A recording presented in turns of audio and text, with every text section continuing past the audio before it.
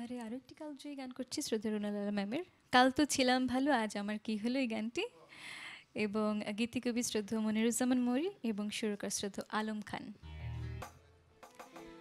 কাল তো ছিলাম ভালো আজ আমার কি হলো সে কথা কইতে পারি না, না না একলা রইতে পারি না। কাল তো ছিলাম ভালো আজ আমার কি হলো সে কথা কইতে পারি না, না না একলা রইতে পারি না।